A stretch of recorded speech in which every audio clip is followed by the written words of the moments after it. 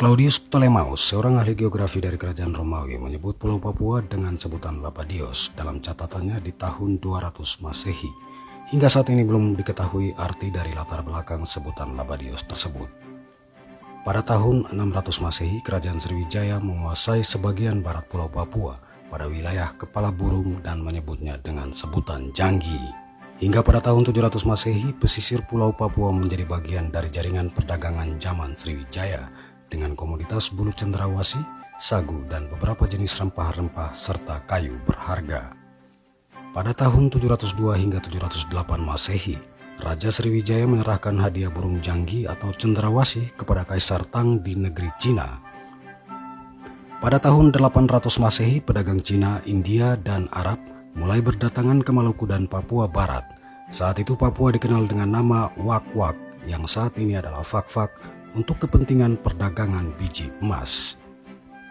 Pada masa kekuasaan Kerajaan Majapahit tahun 1300 Masehi, Pulau Papua oleh Kerajaan Majapahit disebut dengan Wanin dan Seram. Wanin menunjukkan semenanjung Onin di Fak-Fak, sementara Seram menunjukkan Pulau Seram dan Maluku. Pada tahun 1365 Masehi, Wanin, semenanjung Onin di Fak-Fak, dan Seram di Maluku menjadi bagian jaringan Kerajaan Majapahit di wilayah timur. Pada tahun 1545 Masehi, pelaut Spanyol menamai Papua dengan sebutan New Guinea karena penduduknya memiliki kemiripan dengan orang Guinea di Afrika Barat. Pada 1570 Masehi, Raja Ampat Fak-Fak dan pesisir Papua Barat menjadi bagian dari persekutuan Uli Siwa Pata Siwa, 9 bersaudara pimpinan Tidore. Tahun 1600 Masehi, VOC Belanda mulai memasuki Maluku dan pesisir Papua. Pada tahun 1622, kelompok bajak laut dari Raja Ampat mulai melakukan aksi membajak kapal-kapal milik VOC Belanda di perairan Papua. Sementara itu, pada tahun 1636 Masehi, terdapat catatan tentang pejuang masyarakat Kamoro yang menyergap ekspedisi VOC pimpinan Kapten Gerrit Pool. Kapten Gerrit Pool terbunuh dalam penyergapan ini. Kemudian pada tahun 1653 Masehi, VOC Belanda mengirimkan ekspedisi Hongi yang membakar habis kampung-kampung di Salawati Raja Ampat. VOC juga membakar habis kampung-kampung di Halmahera sebagai basis kekuatan maritim Kerajaan Tidore.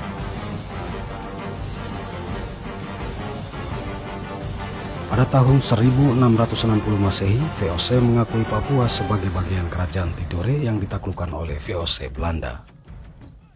Pada tahun 1780 Masehi, VOC Belanda menghadapi pemberontakan di Seram Timur dan Papua di bawah pimpinan Kaicil Nuku dari Kerajaan Tidore.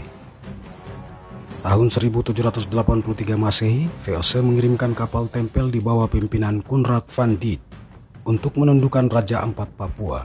Namun penduduk Raja Ampat menolak tunduk pada VOC Belanda dan mengakibatkan terjadinya pertempuran sengit. Rakyat Raja Ampat menghabisi pasukan Fok dalam pertempuran tersebut.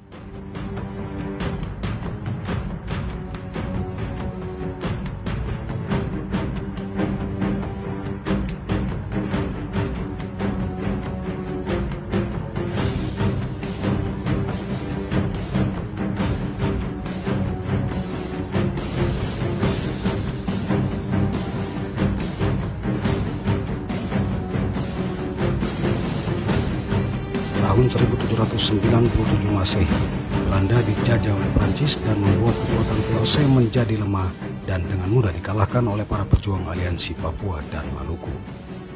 Kehilangan kekuasaan atas Papua dan Maluku mengakibatkan kedudukan VOC di Nusantara semakin lemah.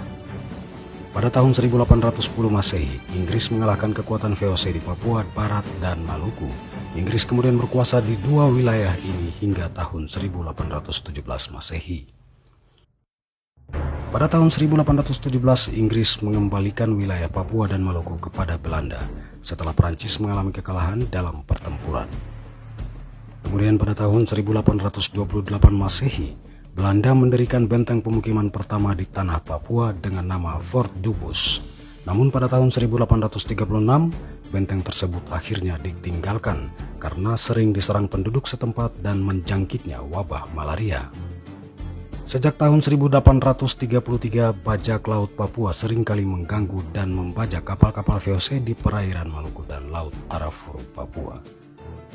22 tahun kemudian, sejak 1833, di tengah-tengah persaingan negara-negara Eropa di wilayah timur Nusantara, melalui Kesultanan Tidore, masuklah peradaban baru yang dibawa oleh kedua penginjil Otto dan Geisler pada 5 Februari 1850.